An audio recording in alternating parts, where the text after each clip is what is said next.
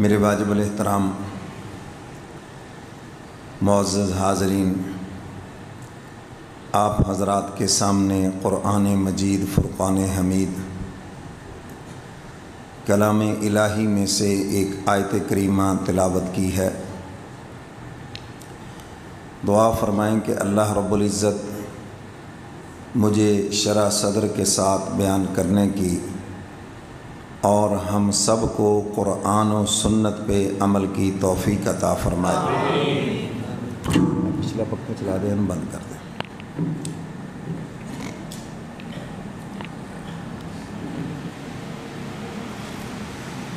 میرے محترم سامعین، حضور علیہ الصلاۃ والسلام سے محبت کا اظہار تو ہر کلمہ پڑھنے والا کرتا ہے۔ اب دیکھنا یہ ہے کہ وہ اس محبت کے اندر سچا ہے یا کھوٹا ہے، اور یہ بھی دیکھنا ہے کہ جو یہ محبت کر رہا ہے کیا وہ دربار رسالت کے اندر قبول بھی ہے یا نہیں۔ ہر محبت قبول نہیں۔ آپ بھی ہر قسم کی محبت تھوڑی قبول کرتے ہیں۔ آپ اسی محبت کو، کسی کی اسی چاہت کو قبول کرتے ہیں جو آپ کو پسند ہو، اور اگر کوئی غلط محبت کی بات کرے تو آپ اس کو پسند نہیں کرتے۔ تو دنیا میں محبت کی تو بے شمار اقسام ہیں۔ سوال یہ ہے کہ حضور علیہ الصلاۃ والسلام کو جو محبت پسند ہے، کیا ہم وہ محبت آپ سے کر رہے ہیں؟ انسان کو محبت اپنے ماں باپ سے ہے، انسان کو محبت اپنی اولاد سے ہے، انسان کو محبت اپنے دوستوں سے ہے، خاندان سے ہے، قبیلے سے ہے، اپنی تجارت سے محبت ہے، اپنی بہت ساری نعمتوں سے، چیزوں سے محبت ہے۔ انسان کو بیوی سے بھی محبت ہے اور اپنی والدہ سے بھی محبت ہے۔ بیوی سے محبت اور والدہ سے محبت یہ ایک جیسی ہے، یہ فرق ہے۔ تو باقی جتنی محبتیں ان میں بھی فرق ہے۔ اب سوال یہ ہے کہ وہ کون سی محبت ہے جس محبت کو حضور علیہ الصلاۃ والسلام نے پسند فرمایا اور اللہ نے قبول فرمایا۔ حدیث مبارکہ میں ہے کہ ایک صحابی تشریف لائے اور انہوں نے آ کے سوال کیا، اللہ کے محبوب قیامت کب آئے گی؟ آواز بریک کرو۔ قیامت کب آئے گی؟ تو آپ علیہ الصلاۃ والسلام نے پوچھا، بھئی تم نے قیامت کے لیے کیا تیار کر لیا ہے؟ کو بہت نمازیں پڑھ لی ہیں، کو بہت روزے رکھ لیے ہیں، کو بہت زیادہ صدقہ خیرات کر لیا ہے۔ بند کر دو، شور کرتا ہے۔ کو بہت زیادہ صدقہ خیرات کر لیا ہے، کیا کیا قیامت کے لیے جو اتنی جلدی ہے؟ انہوں نے عرض کیا، اللہ کے محبوب اس میں کوئی شک نہیں، میں کچھ زیادہ عبادات تو نہیں کر سکا، فرائض مکمل کیے ہیں، فرض نماز، فرض روزے یہ تو میں نے مکمل کیے، مگر اس سے زائد کوئی زیادہ عبادات نہیں کر سکا۔ ہاں البتہ میں اللہ اور اس کے رسول سے محبت رکھتا ہوں۔ حضور نے فرمایا کہ پھر تو تجھے مبارک ہو کہ یہ محبت تجھے میرے ساتھ ہی جنت کے اندر لے جائے گی۔ حضور سے محبت یہ ایک مستقل عبادت ہے، مگر وہ محبت ہے کون سی؟ یہ جو ہم اپنے جذباتی انداز میں محبت کرتے پھرتے ہیں۔ حضور کی محبت میں بعض نعتیہ کلام ایسے ہیں پتہ ہی نہیں چلتا کہ یہ حضور کی تعریف کر رہے ہیں یا اپنے محبوب کی تعریف کر رہے ہیں۔ ایسے عشقیہ انداز اس میں اختیار کیا جاتا ہے، شرم آتی ہے کہ یہ الفاظ تم حضور کے لیے بول رہے ہو۔ اب دیکھو، جو بیوی کے لیے کوئی محبت کے الفاظ بولتا ہے اب وہی لفظ اپنی والدہ کے لیے بولے تو والدہ ناراض ہوگی نا، یہ تم کیا کر رہے ہو، تمہارا دماغی توازن ٹھیک ہے، کیسی بات کر رہے ہو؟ تو حضور علیہ الصلاۃ والسلام سے جس محبت کا ہم سے مطالبہ کیا گیا ہے وہ محبت ہے اطاعت والی، وہ محبت ہے فرما برداری والی۔ حضور کی شان اس انداز سے بیان کی جائے کہ دلوں کے اندر حضور کی عظمت، حضور کی محبت بیٹھ جائے اور یہ محبت انسان کو حضور کی اطاعت پہ مجبور کر دے، پھر تو مزہ ہے نا کہ حضور کی ایسی محبت کی اطاعت پہ مجبور ہو گئے۔ اور باقی رہا کہ فطرتی محبت بھی حضور سے زیادہ ہے، اس میں کوئی شک نہیں، مگر اس کا مطالبہ نہیں ہے۔ حکیم الامت حضرت مولانا اشرف علی تھانوی رحمۃ اللہ علیہ، ان سے ایک نواب صاحب کہنے لگے کہ حضرت مجھے جیسے اپنے والد سے محبت ہے ایسے حضور سے محبت نہیں ہے۔ فرمایا یہ تمہاری غلط فہمی ہے، تمہیں حضور سے ہی محبت زیادہ ہے۔ باپ چونکہ سامنے نظر آتا ہے اور اس کی شفقتیں نظر آتی ہیں تو تمہیں لگتا ہے کہ بس ابا سے زیادہ پیار ہے، ایسا نہیں ہے۔ فرمایا کبھی ہم تجربہ کرا دیں گے۔ حضرت بیان فرما رہے تھے اور حضور علیہ الصلاۃ والسلام کی شان بیان ہو رہی تھی، بیان بالکل جیسے عروج کے اوپر ہوتا ہے، تو آپ نے ایک دم بیان روکا، نہ چھیڑو اس کو، ایک جگہ پہ بس کھڑا کر کے چھوڑ دو۔ تو آپ حضور کی شان بیان کر رہے ہیں تو ایک جگہ پہ بیان کو روکا، فرمانے لگے اچھا حضور کی شان بعد میں بیان کریں گے، پہلے نواب صاحب آپ کے ابا کی شان بیان کرتے ہیں۔ وہ کہنے لگے حضرت کہاں میرا باپ اور کہاں حضور، کہاں وہ شاہ لولاک، کہاں وہ کملی والے پیغمبر جن کی شان سن کر ایمان تازہ ہو رہا ہے، آپ ان کو چھوڑ کر میرے ابا کی بات کر رہے ہیں؟ ارے میرا ابا تو حضور کی جوتیوں کے اوپر قربان۔ تو حضرت نے فرمایا کہ پھر بات تو واضح ہو گئی نا، حضور کی محبت کی بات سنتے سنتے ابا کی محبت کی بات سننا بھی گوارا نہیں، اس کا مطلب کہ حضور سے پیار زیادہ ہے۔ تو ہم سے جو اطاعت والی محبت کا مطالبہ کیا گیا ہے، یہ پتہ کیسے چلے گا کہ حضور سے محبت زیادہ ہے یا اپنی اولاد سے محبت زیادہ ہے؟ جب دو محبتیں ٹکرائیں گی پھر دیکھا جائے گا کہ آپ کس طرف جھکتے ہیں، کس کی بات مانتے ہیں۔ اگر آپ نے حضور کی بات مانی تو کہا جائے گا محبت حضور سے زیادہ ہے۔ حضور علیہ الصلاۃ والسلام نے جھوٹ بولنے سے روکا، اولاد کہتی ہے نہیں ابا جی جھوٹی گواہی دے دو، کوئی بات نہیں، جھوٹ بول لو، ساری دنیا بول رہی ہے، تم بھی بول رہو ہیں۔ تو آپ نے اگر ان کے پیچھے لگ کر جھوٹ بول دیا تو پھر کہا جائے گا حضور کی محبت کم ہے، اولاد کی محبت زیادہ ہے۔ حضور نے فرمایا رزق حلال کی کوشش کرو، حرام سے بچو، یہ حضور کا حکم ہے اور اس کی تابع داری ہر مسلمان پہ لازم ہے۔ تو ہم نے مال کی محبت میں حلال و حرام کی تمیز چھوڑ دی، آنے دو بس، جھوٹ سے آئے، لوٹ گھسوٹ سے آئے، رشوت سے آئے، ملاوٹ سے آئے، غلط بیانی سے آئے، جیسے مرضی آئے، وہ آنے دو مال۔ تو کہا جائے گا کہ مال سے محبت زیادہ ہے اور حضور سے محبت کم ہے۔ سمجھ آ رہی ہے بات؟ میں بڑی آسان لفظوں میں، آسان انداز میں بات سمجھا رہا ہوں، محبت کا مفہوم بھی سمجھا رہا ہوں، اور جس محبت کا مطالبہ کیا گیا ہے وہ سمجھا رہا ہوں آپ کو۔ یہ جو ہمارے ہاں مروجہ محبتیں چل رہی ہیں، اس کا کوئی مطالبہ نہیں اور نہ اس پہ کوئی نجات کا وعدہ ہے کہ تم جھڑیاں لگا لو جی تمہاری نجات ہو جائے گی، تم محفل سجا لو جی، محفل نعت کر لو جی فلاں، بھی اس کا تو مطالبہ ہی نہیں ہے ہم سے۔ جس محبت کا مطالبہ ہے اس محبت کو پورا کرو اور اسی کے اوپر ہی بخشش کا وعدہ ہے۔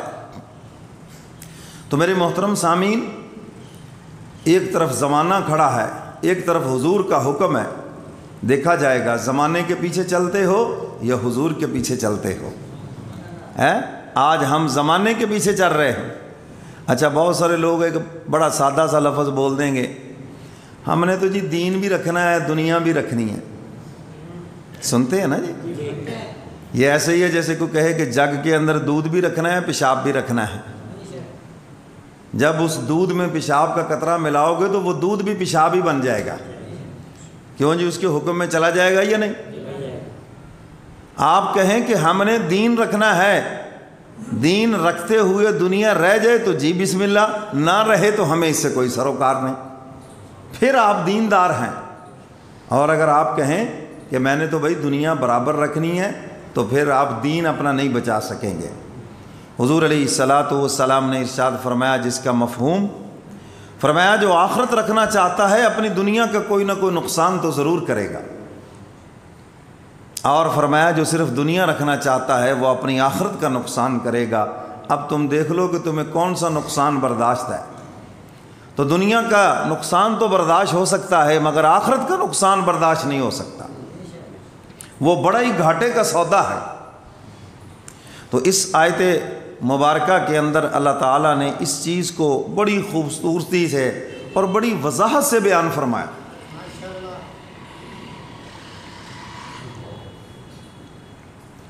کوئی اس کے اندر ابہام نہیں چھوڑا.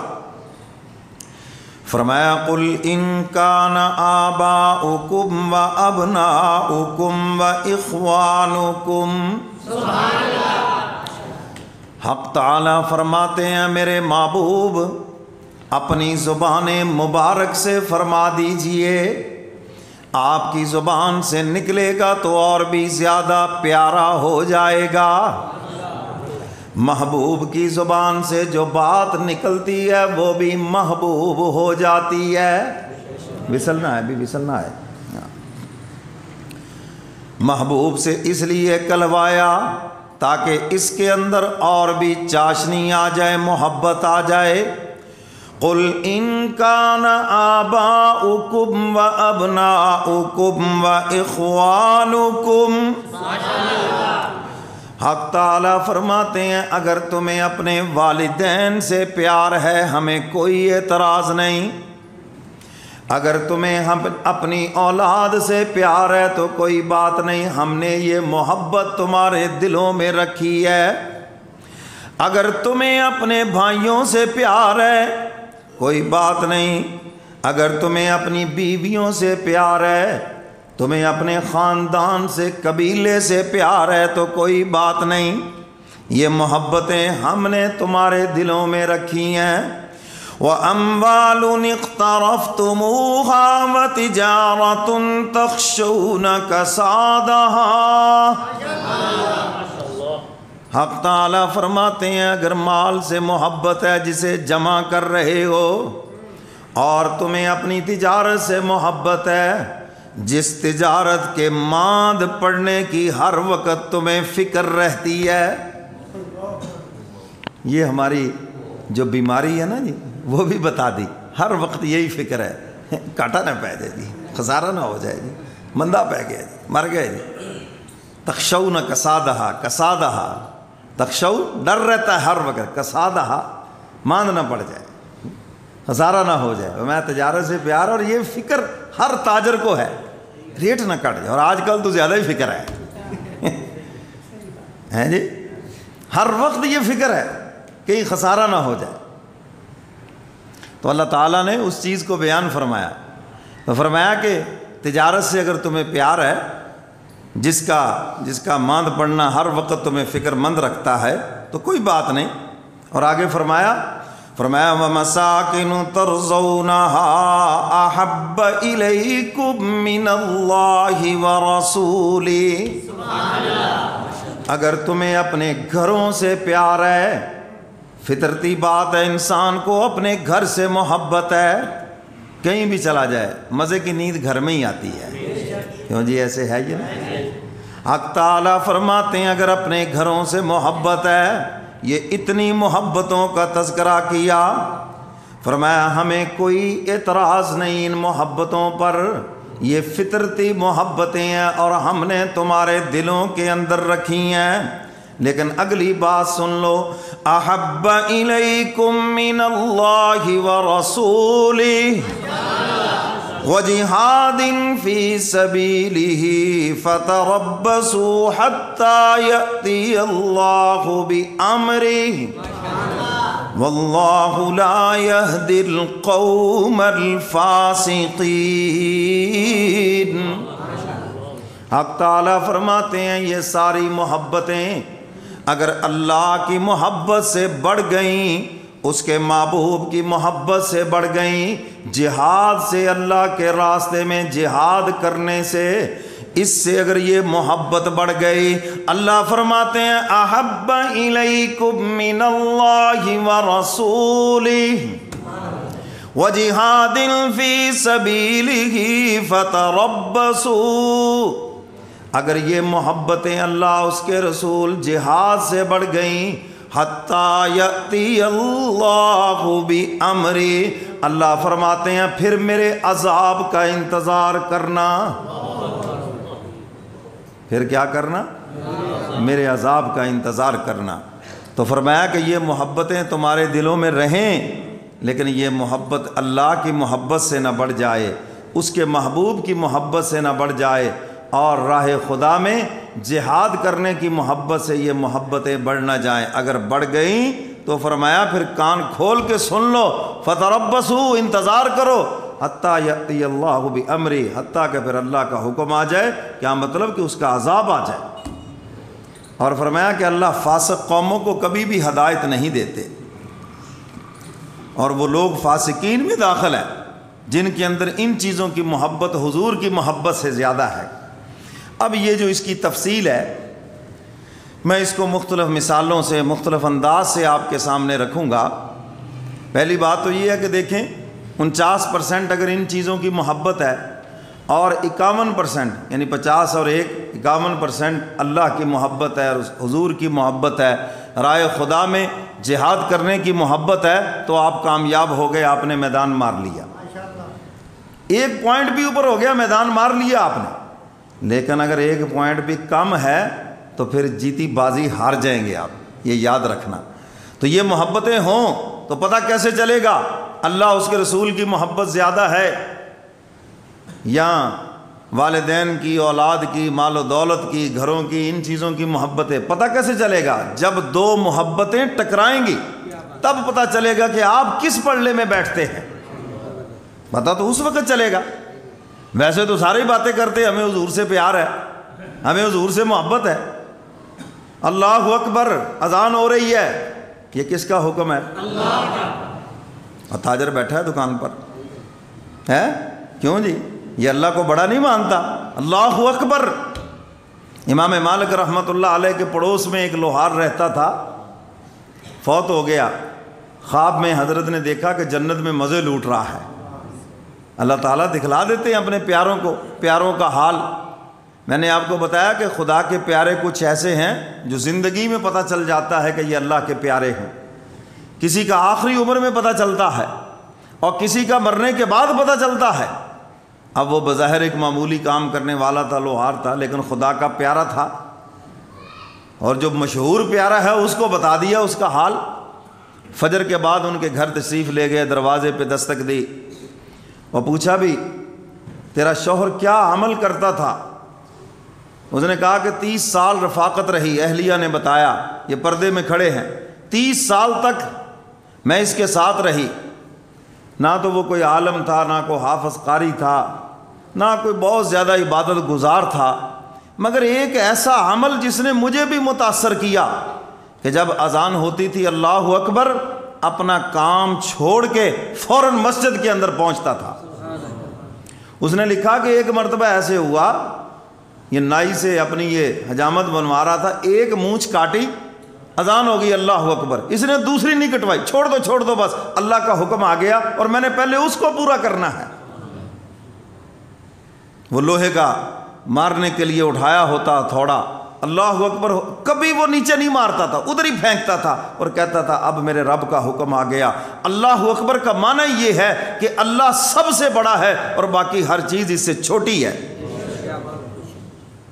یہ ہے اللہ کی محبت کہ جب اس کا نام آ گیا، اس کا حکم آ گیا، پھر انسان کی محبت نظر آنی چاہیے، پھر دکان کی محبت نظر نہیں آنی چاہیے، پھر مال کی محبت نظر نہیں آنی چاہیے، پھر اولاد کی بیوی بچوں کی محبت نظر نہیں آنی چاہیے۔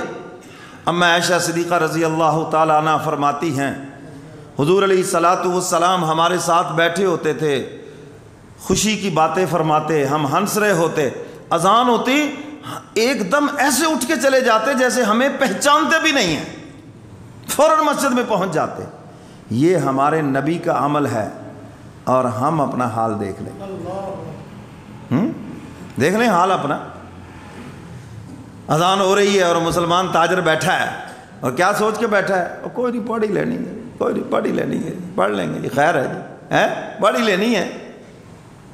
تو میرے محترم سامعین، آج ہمارے دلوں میں مال کی محبت زیادہ بیٹھ گئی، تو اس کا نتیجہ کیا نکلا کہ اللہ کی مدد ہم سے ہٹ گئی، اور کون سا دنیا کا عذاب اور ذلت جو آج ہمارے اوپر مسلط نہیں ہے، اس کی وجہ یہ ہے۔ تو اللہ فرماتے ہیں پھر انتظار کرو میرے عذاب کا، میرے حکم کا، اگر تمہاری محبتیں اللہ کی محبت سے بڑھ گئی ہیں۔ اور قرآن پاک میں حکماً فرمایا والذین آمنوا اشد حبا للہ، ایمان والوں کو سب سے زیادہ اللہ سے پیار ہونا چاہیے۔ تو اللہ کا نام آ گیا، مسلمان بیٹھا ہے، پرواہی کوئی نہیں اس کو، نماز کی فکر ہی نہیں ہے۔ حالانکہ کافر اور مسلمان کے درمیان فرق نماز کا ہے، نماز سے پتہ چلتا ہے یہ مسلمان ہے۔ حضرت پیران پیر شیخ عبد القادر جیلانی رحمۃ اللہ علیہ فرماتے ہیں بے نمازی کو مسلمانوں کے قبرستان میں دفن مت کرو۔ سنو بڑے پیر کا فتویٰ، فرمایا ان کو مسلمانوں کے قبرستانوں میں نہ دفن کرو، اور فرمایا کافروں کے قبرستان میں بھی نہیں، ان کو علیحدہ دفن کرو تاکہ عبرت لوگ پکڑیں اور جو بے نمازی ہیں وہ نمازی بن جائیں۔ حضرت شیخ کے چہرے کے اوپر ہر وقت کپڑا ہوتا تھا، کسی نے پوچھا حضرت یہ آپ کپڑا کیوں رکھتے ہیں؟ فرمایا اس لیے تاکہ بے نمازی کی نحوست بے نمازی کی نظر میرے چہرے کے اوپر نہ پڑ جائے، اتنا احتیاط فرماتے تھے۔ اور پیری نے تو فرمایا ایک بے نمازی کی نحوست 40 گھروں تک جاتی ہے، 40 گھروں تک، یہ اتنا منحوس ہے۔ لوگ الو کو منحوس سمجھتے ہیں، وہ پتہ نہیں کس کو منحوس، سب سے بڑے الو تو یہ بے نمازی ہیں، سب سے بڑے منحوس تو یہ ہیں، اور یہ فتویٰ بھی بڑے پیر کا ہے، میں تو صرف نقل کر رہا ہوں، سنا رہا ہوں۔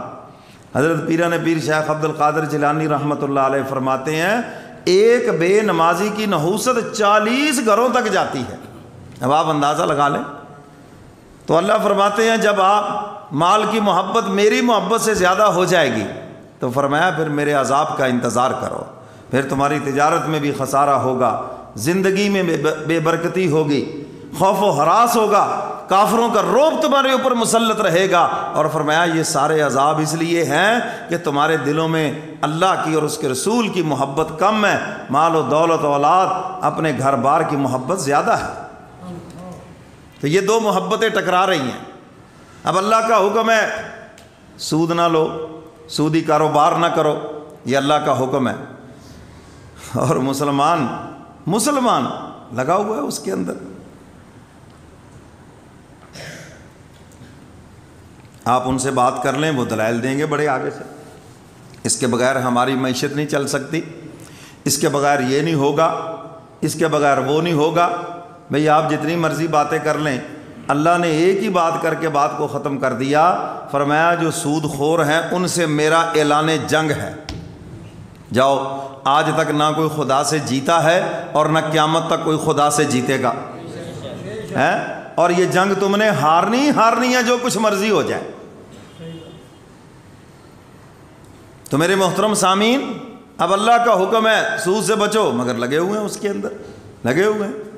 تو میں اگر اس کی ڈیٹیل میں تفصیلات میں جاؤں تو بڑی دور بات جائے گی، صرف میں نے یہ مثالیں دے کے بات سمجھا دی کہ اللہ کا حکم دیکھیں، جب خدا کا حکم آ جائے کسی کی پرواہ نہ کریں، پھر صرف اللہ کی پرواہ کریں، اور حضور کا حکم آ جائے تو پھر زمانے کی، حضور نے فرمایا رشوت لینے والا دینے والا دونوں جہنمی ہیں۔ بڑے آرام سے لوگ کہہ دیتے ہیں جی کوئی کام رشوت کے بغیر ہوتا ہی نہیں ہے۔ میں نے کہا آپ نے کوشش کی ہے یا پہلے ہی ان کو لفافے میں ڈال کے جا کے پیش کر رہے ہو؟ پہلے کوشش کرو علماء نے لکھا ہے کہ اپنے جو زہری اسباب جتنے لگا سکتے ہو لگاؤ، کام ہو جائے تو ٹھیک ہے، اور اگر نہیں ہوتا اور جائز حق ہے تمہارا اور وہ کوئی کالے منہ والا بیٹھا ہے افسر نہیں چھوڑتا، تو فرمایا خدا کے ہاں بس صرف تمہاری پکڑ نہیں ہوگی، معذوری ہے، اس لیے کہ تم مجبور ہو۔ اب کسی نے اگر پاسپورٹ بنانا ہے، وہ نہیں بنتا تو وہ مجبور ہے، شناختی کارڈ بنانا ہے تو وہ مجبور ہے، اس کے بغیر اس کا کام نہیں چلے گا۔ لیکن فرمایا اس کا مطلب یہ نہیں کہ یہ جائز ہو گیا، یہ اپنی جگہ پہ حرام ویسے ہی رہے گا، مگر تمہارے لیے عذر ہے، عذر ہے۔ تو میرے محترم سامعین، اب حضور کا حکم دیکھیں اور اپنا طرز عمل دیکھیں۔ حضرات صحابہ کرام نے قدم قدم پر حضور علیہ الصلاۃ والسلام کی اطاعت کر کے دکھائی، ایسی فرما برداری کر کے دکھائی کہ دنیا حیران ہے۔ حضور علیہ الصلاۃ والسلام مکہ مکرمہ سے مدینہ منورہ جب آپ نے ہجرت فرمائی تو راستے کے اندر ام معبد اس کے خیمے میں اس نے کہا کہ مجھے سب سے زیادہ جس چیز نے متاثر کیا، اسلام قبول کرنے کے اوپر مجبور کیا، وہ سیدنا صدیق اکبر کی فرما برداری تھی۔ یہاں بادشاہوں کے قافلے آئے، میں نے کسی بادشاہ کا نوکر، کسی بادشاہ کا غلام ایسا نہیں دیکھا جیسی غلامی سیدنا صدیق اکبر نے حضور کی کر کے دکھائی ہے۔ مجھے اس چیز نے اتنا متاثر کیا کہ میں اسلام قبول کرنے پہ مجبور ہو گئی۔ ارے اگر ہم حضور کے سچے غلام ہی بن جائیں تو کافر تو اس غلامی کو دیکھ کے بھی مسلمان ہو جائیں۔ ہم تو ہیں آدھے تیتر اور آدھے بٹیر، آدھے کا کام مسلمانوں والے ہیں، آدھے کے کافروں والے ہیں۔ کیوں جی، ہے یا نہیں ہے؟ اب میں ڈیٹیل میں جاؤں گا تو پھر آپ ناراض ہوں گے۔ مولوی صاحب یہ تو رسماں نے جی ساڑیاں، ساڑھے ابے باپ دادے سے چلی آ رہی ہیں، یہ تو ہمارے گھروں میں ہے، یہ تو فلاں ہے۔ تو آدھے تیتر اور آدھے بٹیر، اور اللہ فرماتے میری مدد ایمان والوں کے ساتھ ہے، منافقین کے ساتھ مدد نہیں ہے۔ اگر تم ایمان میں پکے ہو تو پھر اللہ کی مدد آئے گی، پھر 313 ہی کافی ہیں میدان کے اندر۔ اور اگر ہم کھوٹے سکے ہیں تو کھوٹا سکہ تو یہاں دنیا کے بازار میں بھی نہیں چلتا، خدا کے دربار میں کیسے چلے گا؟ پھر خدا کی مدد نہیں آئے گی، پھر یہی حال رہیں گے ہمارے۔ حضور علیہ الصلاۃ والسلام ممبر پہ خطبہ ارشاد فرما رکھے ہیں، کچھ صحابہ کھڑے ہیں، کوئی بیٹھے ہیں، کوئی حضور نے ایک مرتبہ فرمایا بیٹھ جاؤ، سارے مجمع پہ سناٹا چھا گیا، سارا مجمع بیٹھ گیا۔ حضور مسجد سے باہر نکلے، دیکھا کہ ایک صحابی ایک پاؤں مسجد کی دہلیز کے اوپر ہے اور ایک پاؤں زمین کے اوپر یوں ٹیڑھے ہو کے بیٹھے ہوئے ہیں۔ حضور نے فرمایا ابھی یہاں کیسے بیٹھ گئے؟ میں نے تو مسجد والوں سے کہا ہے، اور تم یہاں ایسے کیوں بیٹھے ہو ٹیڑھے ہو کر؟ سیدھے ہو کے بیٹھو، اندر چلے جاؤ۔ انہوں نے عرض کیا اللہ کے محبوب، آپ کی آواز میرے کان میں پڑی کہ بیٹھ جاؤ، میرا ایک پاؤں مسجد میں تھا، ایک باہر تھا، میں یہیں بیٹھ گیا۔ میں نے سوچا اگر میں سیدھا ہو کر بیٹھا تو حضور کے فرمان کو پورا کرنے میں دیر ہو جائے گی۔ یہ ہے جذبہ اطاعت۔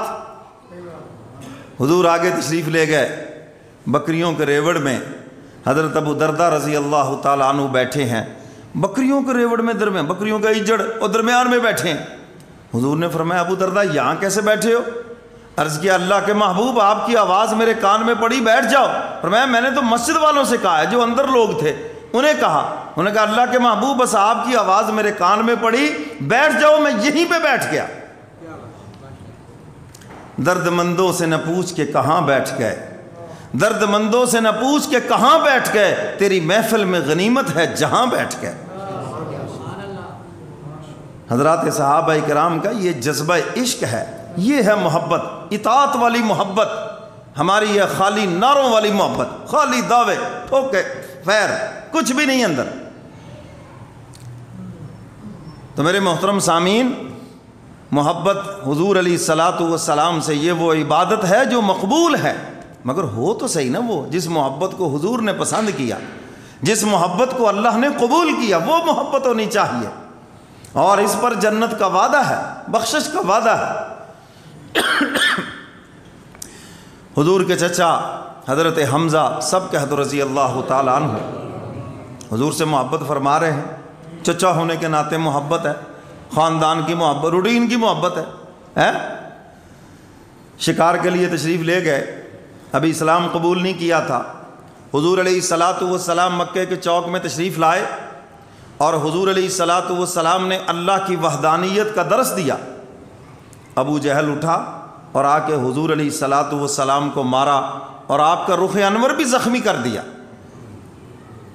حضور گھر تشریف لے آئے، حضرت حمزہ شکار سے واپس آئے، ایک خاتون نے تانے کے طور پہ کہا حمزہ بہادر بنے پھرتے ہو، آج تمہارے بھتیجے محمد صلی اللہ، حضور کا نام ہے تو کیا کہنا، صلی اللہ علیہ وسلم، 10 نیکیاں ملیں گی، 10 گناہ معاف ہوں گے اور جنت میں 10 درجے بھی بلند ہوں گے۔ فرمایا آج تمہارے یتیم بھتیجے کو مارا ہے اور تم بہادر بنے پھرتے ہو، کیا تمہاری بہادری ہے؟ آج اس کا باپ زندہ نہیں اور تم چچا اتنا بھی نہیں کر سکتے؟ کمان اتاری نہیں، اسی طرح حضور کی خدمت میں پہنچے اور آ کے عرض کیا بھتیجے مجھے پتہ چلا کہ ابو جہل نے تمہیں مارا ہے، یہ پیشانی پہ زخم ہے۔ فرمایا ہاں چاچا، بس تسلی کی اور گئے اور جا کر ابو جہل کو مارا اور اس کی پیشانی پہ اس سے بڑا زخم کر دیا اور پھر آ گئے حضور کی خدمت میں۔ اب آپ یہ بتائیں کہ یہ سارا کام حضور کی محبت میں کیا نا، اپنی مرضی سے کیا نا۔ اب حضور کے پاس آ گئے، آ کے عرض کیا بھتیجے خوش ہو جاؤ، میں نے تمہارا بدلہ لے لیا، تمہارے دشمن سے انتقام لے لیا اور میں نے بھی اس کا چہرہ زخمی کر دیا۔ حضور نے فرمایا چچا میرا تو دل خوش نہیں ہوا۔ اچھا میں اس بات کو مکمل کرنے سے پہلے آپ سے پوچھتا ہوں، آپ اپنی مرضی سے محبت کر رہے ہیں حضور سے، اگر حضور نے فرما دیا کہ مجھے تو یہ محبت نہیں پسند تو پھر کیا کہو گے؟ پھر کیا کہو گے بتاؤ؟ حضور اگر فرمائے کہ بھئی جو محبت مجھے پسند تھی وہ کسی سے پوچھتے تو صحیح، کسی عالم سے پوچھتے تو صحیح کہ مجھے کون سی محبت پسند ہے؟ حضور نے فرمایا چچا میرا تو دل خوش نہیں ہوا۔ عرض کیا بھتیجے میں تو تجھے خوش کرنا چاہتا ہوں، میری کوئی اس سے ذاتی دشمنی نہیں ہے، میں تو آپ کو خوش کرنا چاہتا ہوں۔ اچھا آپ بتائیں کہ آپ کی خوشی کس میں ہے، آپ کس بات پہ خوش ہیں؟ حضور فرماتے ہیں چچا میں تو اس وقت خوش ہوں گا جب آپ میری بات مان لیں اور کلمہ پڑھ کر میرے فرما برداروں میں شامل ہو جائیں۔ ان کا اچھا بھتیجے آپ کی خوشی اس میں ہے؟ حضور نے فرمایا ہاں میری خوشی اس میں ہے۔ کہا کہ پھر مجھے کلمہ پڑھائیں اور مجھے بھی اپنے غلاموں میں شامل کر لیں۔ پھر حضور نے کیا فرمایا الان چچا ہاں اب میرا دل آپ سے خوش ہو گیا ہے۔ حضور فرما برداری سے خوش ہوتے ہیں۔ مولانا احمد علی لاہوری رحمۃ اللہ علیہ فرمایا کرتے تھے اگر میں پلیٹ فارم پہ ٹرین کے انتظار پہ کھڑا ہوں اور ٹرین آ جائے، میرا ایک پاؤں ٹرین کے اندر ہو ایک پاؤں پلیٹ فارم کے اوپر ہو اور مجھے کوئی کہے اے مفسر قرآن آپ نے اتنا قرآن کا درس دیا ہے، جیل کی کال کوٹریوں میں بھی قرآن کا درس دیا ہے، ذرا قرآن کا خلاصہ تو بتائیں۔ فرمایا کہ اگر ٹرین چل پڑے تو میں اتنے ٹائم میں پورے قرآن کا خلاصہ بتا دوں گا۔ فرمایا 3 باتیں ہیں قرآن کا خلاصہ، پورے قرآن کا خلاصہ۔ فرمایا اللہ کو راضی کر لو عبادت سے اور حضور کو راضی کر لو اطاعت سے اور اللہ کی مخلوق کو راضی کر لو خدمت سے۔ یہ پورے قرآن کا خلاصہ ہے۔ اللہ راضی ہوں گے عبادت سے، بس جب اس کی عبادت کا حکم آ گیا، ٹائم آ گیا، پھر آپ دنیا کی پرواہ نہ کریں، پھر آپ لوگوں کی پرواہ نہ کریں، پھر آپ اپنی دکان کی پرواہ نہ کریں، پھر آپ اپنی تجارت کی زراعت کی پرواہ نہ کریں، اللہ کے حکم کی پرواہ کریں اور اس کا حکم پورا کر کے دکھائیں۔ تو اللہ خوش ہوتے ہیں عبادت سے، بندہ اللہ کی عبادت کرے، اور حضور خوش ہوتے ہیں اطاعت سے۔ حضور خوش ہوتے ہیں، حضور دیکھیں گے میری اطاعت کر رہا ہے، چلو انسان ہونے کے ناطے کمی کوتاہی بھی رہ گئی، حضور فرماتے سفارش کروں گا اس کی، کیونکہ یہ اندر سے میرا فرما بردار ہے، میری اطاعت کی کوشش تو کر رہا ہے نا۔ اب ایک طرف حضور کا حکم ہے، اب دوسری طرف دنیا کھڑی ہے، دوسری طرف بہت کچھ ہے، تو دیکھا جائے گا اب حضور کا حکم مانتے ہو اطاعت کرتے ہو یا پھر دنیا رکھتے ہو۔ دنیا تو رہ جائے گی لیکن حضور کی پھر محبت نہیں رہے گی۔ اور فرمایا اللہ کی مخلوق کو راضی کرنا ہے تو خدمت سے راضی کرو، ماں باپ کو راضی کرنا ہے خدمت سے راضی کرو۔ ماں باپ کس سے راضی ہوتے ہیں؟ ہاں خدمت سے، خالی لفظوں سے نہیں، ابا جی بڑے چنگے ہو تسی ہاں ماں باپ کی خدمت کریں۔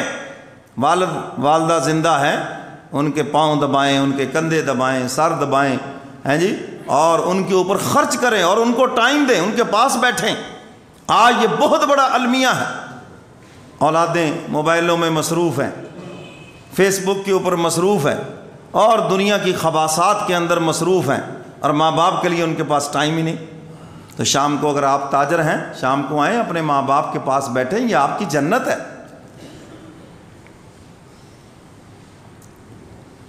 بہت سے میں نے لوگوں کو دیکھا تنہائیاں مار گئیں ان کو، اولاد کے پاس ٹائم ہی نہیں ہے، ماں باپ کے پاس ایسے رزق کو کیا کرنا آپ نے؟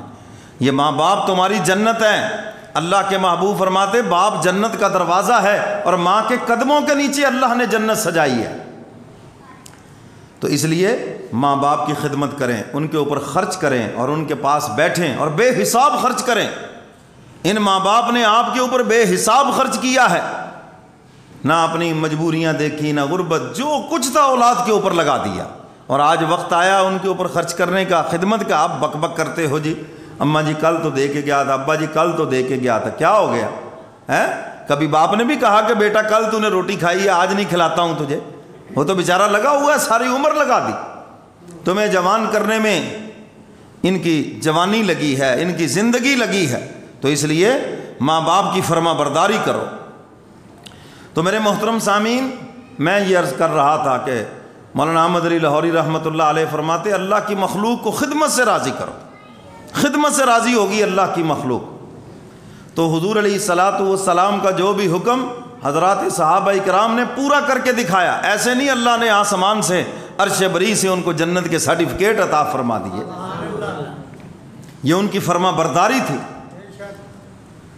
حضرت ابو جندل رضی اللہ تعالیٰ عنہ، صلح حدیبیہ کا موقع ہے، صلح نامہ لکھا جا رہا ہے، اور یہ کافروں کی قید میں ہیں، اور وہاں سے کسی طرح چھوٹ کے آ گئے، مسلمان ہیں، کافروں نے قید کر رکھا ہے، حضور کی خدمت میں پہنچتے ہیں۔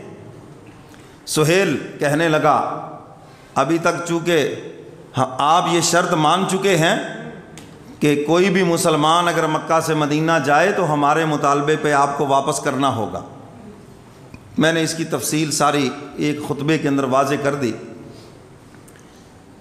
تو فرمایا کہ یہ جو ابو جندل بھاگ کر آ گئے ہیں، ہتھکڑیاں بھی لگی ہوئی ہیں، یہ قید سے بھاگ کے آ گئے ہیں، تو لہٰذا اس شرط کے مطابق ان کو واپس کریں۔ اور وہ مسلمانوں کے پاس پناہ کے لیے آئے ہیں، درخواست کر رہے ہیں اللہ کے محبوب انہوں نے میرے اوپر ظلم و ستم کے پہاڑ توڑ دیے، دیکھو تو صحیح میرے جسم کا کوئی حصہ نہیں جہاں انہوں نے مار مار کے مجھے زخمی نہ کیا ہو، آپ مجھے خدا کے لیے اپنے ساتھ لے جائیں، مجھے ان کے حوالے نہ کریں۔ حضور علیہ الصلوۃ والسلام نے فرمایا ابو جندل میں زبان دے چکا ہوں، اب میں وعدہ کر چکا ہوں، اور وعدہ میں نہیں پورا کروں گا تو کون کرے گا؟ اللہ اکبر۔ وعدہ کرنے سے پہلے سوچ لو، اور پھر جب وعدہ کر لو اور وعدہ بھی جائز ہو، حرام نہ ہو۔ اگر کوئی حرام ہے تو وہ کوئی وعدہ نہیں، اگر جائز وعدہ ہے تو پھر اپنے نبی کا طریقہ دیکھو جس کا کلمہ پڑا ہے۔ حضور فرماتے ہیں ابو جندل میں وعدہ کر چکا ہوں، زبان دے چکا ہوں، اب تمہیں واپس جانا ہوگا۔ میری طرف دیکھو، حضرت ابو جندل نے یوں گردن جھکا لی، سر تسلیم خم ہے جو مزاج یار میں آئے۔ ایسی فرما برداری، کفر بھی دیکھ کے حیران رہ گیا کہ ہم تو سمجھتے تھے شاید یہ تکلیف کی وجہ سے کلمے کا انکار کر دیں، ہم تو سمجھتے تھے شاید یہ اسلام کا انکار کر دیں جان بچانے کے لیے، مگر کمال ایمان کہ اتنی تکلیفیں برداشت کرنے کے باوجود پناہ کے لیے حضور کے دربار میں کھڑے ہیں، اور حضور نے ایک مرتبہ کہا ابو جندل واپس جانا پڑے گا، تو زبان سے کوئی بات ہی نہ کہی، کوئی بات ہی نہ کہی۔ اور اس پر کہنے والے نے خوب کہا ہے نا، وہ کچھ نہیں مانگتا شاہوں سے یہ شیدا تیرا، سب کہہ دو سبحان اللہ، ساتھ ہی کہہ دو ماشاءاللہ، حضور فرماتے ہیں ابو جندل میں ان سے کہہ دیتا ہوں تمہارے اوپر نرمی کریں، ظلم و ستم نہ کریں۔ عرض کیا اللہ کے محبوب کسی چیز کی ضرورت نہیں ہے، بس آپ نے حکم فرما دیا میں اس کو پورا کروں گا۔ آپ اللہ سے دعا فرما دیں اللہ میری رہائی کے اسباب پیدا فرما دے، مگر میں آپ کی حکم عدولی نہیں کروں گا، جو آپ نے حکم دے دیا وہ میں پورا کرتا ہوں۔ وہ کچھ نہیں مانگتا شاہوں سے یہ شیدا تیرا، وہ اس کی دولت ہے فقط نقش کف پا تیرا، وہ اس کی دولت ہے فقط نقش کف پا تیرا۔ کسی نے پوچھا ابو جندل یہ تو بتاؤ نا، جب تمہیں پیاس کی شدت تڑپاتی ہے تو کیا کرتے ہو، بھوک کی شدت تڑپاتی ہے تو کیا کرتے ہو، کیونکہ قید و بند کی صعوبتیں تو برداشت کر رہے ہو، یہ تمہیں بھوکا اور پیاسا رکھتے ہیں تو کیا کرتے ہو۔ حضرت ابو جندل کے جواب کو شاعر اپنے انداز میں بیان کرتا ہے، وہ کچھ نہیں سوجھتا جب پیاس کی شدت سے مجھے، وہ جھلک اٹھتا ہے جھلک اٹھتا ہے میری روح میں مینا تیرا۔ عرض کرتے ہیں کملی والے پیغمبر کی محبت جب دل میں جوش مارتی ہے تو بھوک اور پیاس کی تلخیاں ختم ہو جاتی ہیں۔ وہ کچھ نہیں مانگتا شاہوں سے یہ شیدا تیرا، وہ اس کی دولت ہے فقط نقش کف پا تیرا۔ کہہ دو سبحان اللہ، ساتھ ہی کہہ دو ماشاءاللہ، پھر کہہ دو ماشاءاللہ۔ وہ کچھ نہیں مانگتا شاہوں سے یہ شیدا تیرا، وہ لوگ تو کہتے ہیں کہ تیرے پیکر کا سایہ نہ تھا، اوے میں تو کہتا ہوں، اوے میں تو کہتا ہوں کہ جہاں بھر پہ ہے سایہ تیرا۔ اللہ فرماتے ہیں میرے محبوب وما ارسلناک الا رحمت للعالمین، میرے محبوب ہم نے آپ کو تمام جہانوں کے لیے رحمت بنا کر بھیجا۔ یہ حضور کی رحمت ہے کہ ہم عذاب سے بچے ہوئے، ورنہ پہلی قوموں نے اللہ کی نافرمانیاں کی، حق تعالیٰ نے انہیں صفحہ ہستی سے مٹا کے رکھ دیا۔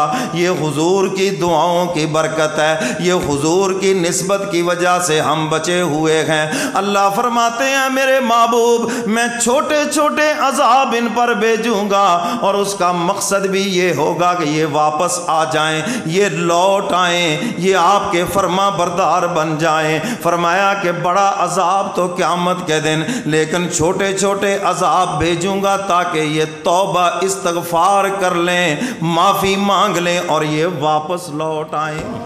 وہ کچھ نہیں مانگتا شاہوں سے یہ شیدا تیرا، وہ کچھ نہیں مانگتا شاہوں سے یہ شیدا تیرا۔ وہ ایک بار ذرا طیبہ سے فلسطین میں آ، ہائے ہائے معراج والی رات میرے کملی والے پیغمبر بیت المقدس کے اندر پہنچتے ہیں۔ سبحان اللہ، شاعر کہتا ہے محبوب آپ نے جو بیت المقدس کے اندر آ کر انبیاء کی امامت فرمائی، سارے نبی وہاں پہ جمع ہیں اور آپ کا انتظار ہو رہا ہے۔ کملی والے پیغمبر تشریف لائے اور میرے محبوب نے امامت فرمائی، سب نبیوں نے پیچھے کھڑے ہو کر نماز ادا فرمائی۔ شاعر اسی کی طرف اشارہ کرتا ہے، وہ ایک بار ذرا طیبہ سے فلسطین میں آ، راستہ دیکھتی ہے مسجد اقصی تیرا۔ آج تو مسجد اقصی پورے عالم اسلام کا راستہ دیکھ رہی ہے، پوری دنیا کے مسلمانوں کا راستہ دیکھ رہی ہے۔ کون مجھے ان یہودیوں کے قبضے سے آزاد کرائے گا؟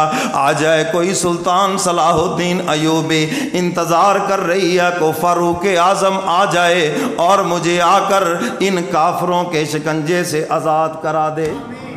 آج تو وہ سب کا راستہ دیکھ رہی ہے، اور امت مسلمہ کی بے حسی، اس پر اگر ہم افسوس نہ کریں تو اور کیا کریں؟ ہمارے حکمرانوں کی تو بے حسی جو ہے سو ہے، جو عوام کی بے حسی وہ اس سے بھی زیادہ۔ آپ وہاں جا کر لڑ نہیں سکتے، ان کی مصنوعات کا بائیکاٹ تو کر سکتے ہیں۔ کوک پیپسی نہیں پیو گے قیامت آ جائے گی کیا ہے؟ ملٹی نیشنل کمپنیوں کے اگر آپ یہ ہیڈ اینڈ شولڈر اور یہ ساری چیزیں استعمال نہیں، کیا قیامت آ جائے گی؟ آپ کو پتہ نہیں کہ اس کا ایک ایک پیسہ فلسطینیوں کے قتل عام کے اوپر خرچ ہوتا ہے؟ آپ کو پتہ نہیں ہے؟ تو اس لیے بحیثیت مسلمان غیرت ایمانی جتنی بھی ان کی مصنوعات ہیں، پروڈکٹ ہیں، ساری کی ساری اب تو سوشل میڈیا پہ آ گئی ہیں، تو بحیثیت مسلمان کم از کم اس کو تو چھوڑ دیں ہم۔ کل قیامت کے دن حضور کے حوض کوثر پہ منہ دکھانے کے قابل ہو جائیں۔ حضور فرماتے مسلمان ایک جسم کی مانند ہے، جس طرح جسم میں سر کو درد ہے، فرمایا کہ آنکھ نہیں سوتی، کبھی آنکھ نہیں کہتی کہ میرا پرابلم نہیں، درد تو سر میں ہے، سر جانے سر کا کام جانے، مگر نیند آنکھ کو نہیں آتی ہے۔ پاؤں میں تکلیف ہے، پیٹ میں تکلیف ہے، سوتی آنکھ نہیں ہے، سکون دل کو نہیں ہے، دل نہیں کہتا کہ جناب تکلیف تو اور اعضاء کو ہے، مجھے کیا ہے؟ فرمایا جس طرح یہ ایک جسم ایک جان ہے، فرمایا پوری امت مسلمہ یہ بھی ایک جسم کی مانند ایک جان ہے۔ کرۂ ارض پر اگر ایک مسلمان کو تکلیف ہو، فرمایا پورا عالم اسلام بے قرار ہو جانا چاہیے۔ میرے محترم سامعین، آج آپ دیکھ لیں کس طرح اسرائیل ان کا قتل عام کر رہا ہے، معصوم بچوں کو شہید کر رہا ہے، جی نوجوانوں کو شہید کر رہا ہے۔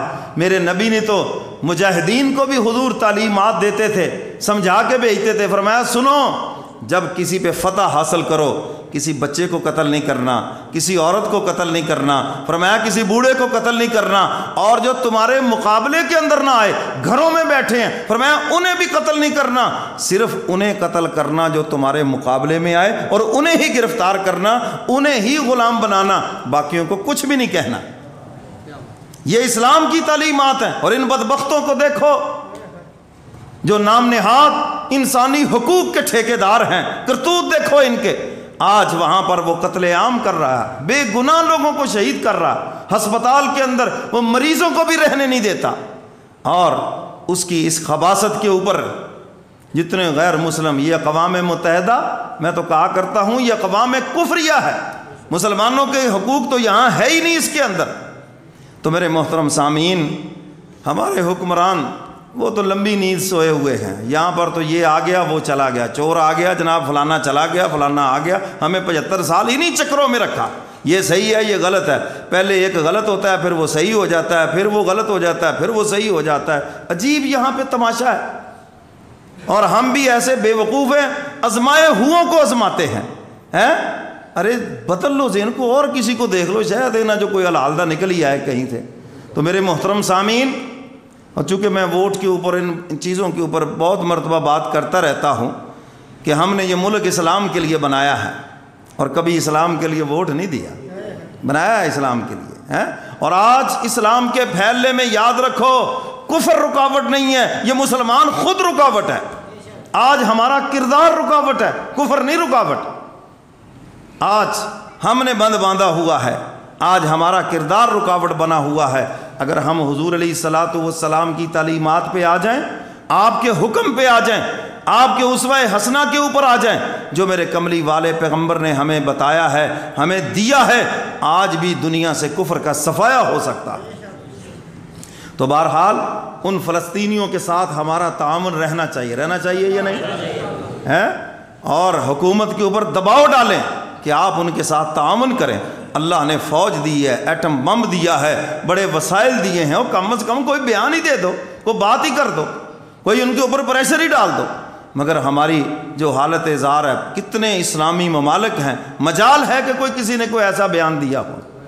اور جو کفر ہے وہ دیکھو کیسے، الکفر ملت واحدہ، میرے محبوب نے 1400 سال پہلے فرمایا تھا یہ کفر ایک ہی ملت ہے، جب بھی مسلمانوں کے مقابلے میں دیکھیں کوئی اکٹھے ہو جائیں گے، اور مسلمان کفر کے مقابلے میں اکٹھے نہیں، کوئی اس کافر سے جڑا ہوا ہے، کوئی اس کافر سے جڑا ہوا ہے، کوئی اس سے جڑا ہوا ہے، کیونکہ ہم نے قرضے لینے، عیاشیاں کرنی ہیں، ہمارے مفادات ہیں، ہم کیوں ان کے خلاف بات کریں؟ ہمارے حکمرانوں کے وہاں پر اثاثے ہیں، پتہ ہے وہ سب ضبط ہو جائیں گے، کیوں بات کریں وہ ان کے خلاف؟ تو میرے محترم سامعین، بہرحال پھر بھی چونکہ ہمارا حق ہے، ہم اپنی حکومت سے اپیل کریں اور انہیں مجبور کریں کہ وہ فلسطینیوں کی مدد کریں، حکومتی سطح پر ان کی مدد کریں، کرنی چاہیے نا جی، ان کی مدد کرنی چاہیے فلسطینیوں کی، اور ہمیں فلسطین کے ساتھ کھڑا ہونا چاہیے۔ پاکستان جب ایٹم بم اس نے چلایا، ایٹمی ملک بنا، تو سب سے زیادہ خوشی فلسطینیوں نے منائی تھی، سب سے زیادہ خوشی کا اظہار انہوں نے کیا تھا۔ تو میرے محترم سامعین، بحیثیت مسلمان، اللہ کے محبوب نے فرمایا مسلمان ایک جسم کی مانند ہے، اور فرمایا قیامت کے دن پوچھا جائے گا، پوچھا جائے گا۔ حدیث قدسی ہے، حق تعالی فرماتے ہیں قیامت کے دن اللہ پوچھیں گے، ہاں بھائی میں بیمار تھا میرا پتہ ہی نہیں کیا، یا اللہ آپ تو پاک ہیں بیماری سے۔ فرمایا تیرا مسلمان بھائی بیمار تھا، اگر تو اس کا پتہ کرتا تو مجھے بھی وہیں پاتا۔ اللہ پوچھیں گے ہاں بھائی وہ پریشان تھا تو تو نے میں پریشان تھا میرا پتہ، یا اللہ آپ تو ان چیزوں سے پاک ہیں۔ فرمایا تیرا جو مسلمان بھائی تھا پریشان تھا، اگر تو اس کے ساتھ جاتا اس کا پتہ کرتا تو ایسے ہی تھا جیسے اپنے خدا کا پتہ کیا ہے۔ تو قیامت کے دن تو پوچھا جائے گا۔ اگر خالی نمازوں سے بخشش ہوتی تو مدینہ کے منافقوں کی بخشش ہو جاتی، جنہوں نے حضور کے پیچھے نمازیں پڑھی ہیں۔ کیوں بھی پڑھی ہیں یا نہیں پڑھی؟ حضور کے پیچھے نمازیں پڑھی ہیں۔ خالی نمازوں سے بات نہیں بنے گی جب تک کہ قرآن پاک کی یہ جو آیت مبارکہ میں نے پڑھی ہے، احب الیکم من اللہ ورسولہ وجہاد فی سبیلہ، جب تک تمہیں اللہ سے محبت زیادہ نہ ہو، اس کے محبوب سے محبت زیادہ نہ ہو، وجہاد فی سبیلہ، اور اللہ کے راستے میں جہاد کرنے کے ساتھ محبت زیادہ نہ ہو۔ اور فرمایا کہ جس کے دل میں، حدیث مبارکہ میں ہے، جس کے دل میں جہاد کا جذبہ بھی نہیں ہے اور وہ لڑنا بھی نہیں چاہتا اور اس نے کوئی حصہ اس میں ڈالا بھی نہیں ہے، اللہ کے محبوب فرماتے ہیں وہ مرے گا تو منافقت کی موت مرے گا۔ اور آج ہماری صورتحال دیکھ لیں، وہ غفور الرحیم ہے، اس میں کوئی شک نہیں، یہ تو اس کی شان کریمی ہے۔ تو میرا عرض کرنے کا مقصد یہ ہے کہ اس آیت مبارکہ میں اللہ تعالیٰ نے یہ بات فرمائی، مال سے محبت ہو، اولاد سے محبت ہو، ان چیزوں سے محبت ہو، ہمیں کوئی سروکار نہیں، لیکن یہ محبت اللہ سے زیادہ نہ ہو جائے، اس کے محبوب سے زیادہ نہ ہو جائے۔ اور فرمایا کہ یہ جو محبت ہے یہ اللہ کے راستے میں جہاد کرنے سے زیادہ نہ ہو جائے، کیونکہ اللہ کے راستے میں جہاد کرنے سے ظاہر گھر چھوڑنا پڑے گا، ظاہر جناب مال و دولت تجارت چھوڑنا پڑے گی، لیکن حضرات صحابہ کرام نے یہ کر کے دکھایا ہے۔ غزوہ تبوک کے موقع پر 2.5 لاکھ رومیوں کا مقابلہ 30,000 صحابہ کے ساتھ ہے، اور اس نے سب سے پہلے دھمکی بھیجی مدینہ کے خاک نشینوں کو، ہم تمہارے اوپر حملہ آور ہونا چاہتے ہیں، تیار ہو جاؤ۔ اور اس نے کہا دھمکی دینے والوں کو کہ دھمکی دے کے ذرا ایک سائیڈ پہ بیٹھ جانا اور پھر دیکھنا کہ ہماری دھمکی کا ان پہ کیا اثر ہوتا ہے۔ یہاں دھمکی آ جائے آج امریکہ کی، میرا خیال ہے سب کی پتلونیں خراب ہو جائیں گی، پتہ نہیں کیا حال ہو جائے، عوام کو بھی پتہ نہیں روٹی گزرے گی اندر یا نہیں گزرے گی۔ لیکن یہ دھمکی آئی دنیا کی سپر طاقت کی، مدینہ کے خاک نشینوں کو، ہائے ہائے۔ حضور علیہ الصلوۃ والسلام نے حکم دیا تمام صحابہ مسجد نبوی میں جمع ہو جائیں، ستارے آ گئے مہتاب کے ارد گرد، حضور ممبر پہ جلوہ افروز ہوئے، حضرات صحابہ کرام سب آ کے جمع ہو گئے، کھجوروں کا موسم ہے، باغ پکے ہوئے ہیں، فصل تیار ہے بالکل، ہیں جی۔ اللہ تعالیٰ امتحان لیتے ہیں نا، کبھی بالکل ٹکانے پہ لا کے امتحان لیتے ہیں، پتہ چلے میری محبت زیادہ ہے یہ اس مال کی محبت زیادہ ہے۔ حضرات صحابہ کرام تو ان چیزوں میں کامیاب ہو گئے اور عرش بری سے سرٹیفکیٹ بھی آ گئے، اولئک هم المفلحون، یہ سارے کے سارے کامیاب ہیں، اور سب کے متعلق اعلان کر دیا رضی اللہ عنہم ورضوا عنہ، یہ مجھ سے راضی ہیں اور میں ان سب سے راضی ہوں۔ جنت تو ان کے انتظار میں ہے، حضور علیہ الصلوۃ والسلام نے صحابہ کو جمع فرمایا میرے صحابہ، دنیا کی سپر طاقت کی دھمکی آئی ہے، بتاؤ کیا کرنا ہے؟ اب تاجر بھی ہیں، باغ بھی پکے ہوئے ہیں، گرمی کا موسم، بے انتہا گرمی، عرب کی گرمی، اللہ اکبر، بہت سخت موسم۔ حضرات صحابہ اکرام نے بیک زبان عرض کیا، اللہ کے محبوب ہم نہیں کچھ بھی جانتے، آپ بس حکم فرمائیں، بتائیں اس دھمکی کا جواب مدینہ میں رہ کر دینا ہے یا اس کے ملک میں جا کے دینا ہے، بس آپ اتنی بات فرمائیں۔ حضور نے فرمایا میری دلی تمنا تو یہ ہے اس دھمکی کا جواب پھر اس کے ملک میں جا کے دیا جائے۔ 30,000 صحابہ غزوہ تبوک کے اندر 2.5 لاکھ رومی ان کے مقابلے کے لیے نکلتے ہیں، کسی کے پاؤں میں جوتا نہیں ہے، ہائے کوئی 3 دن سے فاقے سے ہے، وہ ہاتھ میں لاٹھی لے کے جا رہا ہے، کوئی کچھ لے کے جا رہا ہے، بس انہوں نے اللہ کا حکم مانا۔ اللہ فرماتے فَقَذَفَ فِي قُلُوبِهِمُ الرُّعْبَ، پھر ہم نے رعب ان کے دلوں میں ڈال دیا۔ 2.5 لاکھ رومی 30,000 صحابہ کے مقابلے میں میدان چھوڑ کے بھاگے ہیں۔ سورہ احزاب نازل ہوئی، پورا پڑھ لیں، اس کے اندر سارا واقعہ موجود ہے اس کے اندر۔ تو میرے محترم سامعین، آج ہمارے اندر وہ غیرت ایمانی ختم ہو گئی۔ کافر ہے جو شمشیر پہ کرتا ہے بھروسہ، اقبال نے ایسے تو نہیں کہا، مسلمان ہے تو بے تیغ بھی لڑتا ہے سپاہی۔ آج ہماری ایمانی قوت ہی اندر سے ختم ہو گئی۔ تو بہرحال مسلمان پوری دنیا میں جہاں کہیں بھی پریشان ہو، بحیثیت مسلمان ہم اس کے ساتھ کھڑے ہوں، ہمارا تعاون اس کے ساتھ ہونا چاہیے، جو کر سکتے ہیں کریں اس کے ساتھ۔ کیوں جی کرنا چاہیے یا نہیں؟ ایک واقعہ سنا کے بات سمیٹتا ہوں۔ ابراہیم علیہ الصلوۃ والسلام آگ میں گئے، یہ جو کرلا ہے نا، کرلا یہ پھونکے مارتا تھا آگ اور تیز ہو جائے، اللہ کا دوست شہید ہو جائے، جل جائیں ابراہیم علیہ السلام، اسی لیے حدیث مبارکہ میں اس کو مارنے کا حکم دیا گیا ہے۔ یہ کرلی جو گھروں میں ہے اس کو بھی مارنے کا حکم دیا گیا، یہ بھی اسی کی بہن ہے، تو جو جنگلی کرلا ہے وہ بھی، اور یہ جو گھروں میں ہے اس کے مارنے کا حکم ہے۔ اما عائشہ صدیقہ رضی اللہ تعالیٰ عنہا نے نیزہ رکھا ہوا تھا گھر کے اندر، جب بھی کوئی چھپکلی آتی تو مارتی تھی فوراً اس کو، اور اللہ کے محبوب نے اس کے اوپر اجر و ثواب کا وعدہ فرمایا یہ میرے دادا ابراہیم خلیل کا دشمن ہے، تو فرمایا جو میرے دادا کا دشمن ہے وہ ہمارا بھی دشمن ہے، یہ پھونکے مارتا ہے آگ تیز ہو جائے۔ اور ایک وہ چڑیا جو لمبی سی دم والی ہے، بلیک چڑیا، یہ ایک چونچ پانی کی بھر کے لاتی تھی، خدا کا دوست بچ جائے، آ کر اس کے اوپر پھینکتی تھی۔ 40 میلوں میں جو آگ پھیلی ہوئی ہے، بتاؤ اس کے ایک قطرے سے وہ بجھے گی؟ اچھا وہ اس کی پھونک سے تیز ہوگی، لیکن کردار دونوں کا تاریخ میں محفوظ ہے، کردار دونوں کا تاریخ میں محفوظ ہے۔ اور فرمایا کہ یہ جو چڑیا ہے کیونکہ خدا کے خلیل کے ساتھ کھڑی تھی، یہ اپنی نسل سمیت جنت کے اندر جائے گی۔ جو جانور جنت میں جائیں گے ان میں یہ چڑیا ہے، جو کالی چڑیا لمبی سی دم والی ہوتی ہے، فرمایا یہ جنت میں جائے گی اپنی نسل سمیت۔ اور یہ جو کرلا ہے، یہ جو خدا کے دوست کا دشمن ہے، یہ اپنی نسل سمیت جہنم کے اندر جائے گا۔ جو جانور جہنم میں جائیں گے ان میں یہ بھی ہے۔ اب میں بھی آپ سے پوچھتا ہوں، حق و باطل کا مار کا روز اول سے ہے اور اس نے قیامت تک رہنا ہے، ہمارا کردار کرلے کا ہے یا چڑیا کا ہے؟ بولو تو صحیح، چڑیا کا کردار ادا کر دیں، ان کے ساتھ تعاون کر دیں۔ ہیں جی ہمارے فیاض شاہ صاحب آئے، لگایا کیمپ بھائی؟ ہاں جی، یہ ہمارے جمعیت علماء اسلام کی طرف سے آج پورے ملک کے اندر یہ مہم ہے، تو انہوں نے باہر کیمپ لگایا ہے کہ فلسطینی کے لیے، فلسطینیوں کی امداد کے لیے۔ پہلی امداد الحمدللہ وہاں فلسطین میں پہنچ چکی ہے، جس کی ویڈیو بھی آ گئی ہے اور ساری سوشل میڈیا کے اوپر۔ تو آپ کم از کم اس چڑیا کا کردار ادا کر دیں، ان کی میڈیسن کے لیے پیسے دے دیں، ان کی خوراک کے لیے پیسے دے دیں۔ اللہ نے جتنا جس کو جو دیا، کوئی قید نہیں ہے کسی کے اوپر، چاہے یہاں چاہیں تو 2 منٹ میں ممبر کے پاس جمع کر لیں، نہیں تو باہر ان کا کیمپ لگا ہوا ہے، سب حضرات اس میں حصہ ضرور ڈال کے جائیں۔ جی کیا خیال ہے؟ یہاں ڈالنا ہے، یہاں لے کے آنا ہے، تو آجو سارے یہ آپ کی نیکی کے گواہ بنیں گے اور انشاءاللہ قیامت کے دن بخشش کا ذریعہ بنے گا۔ وآخر دعوانا ان الحمدللہ رب العالمین۔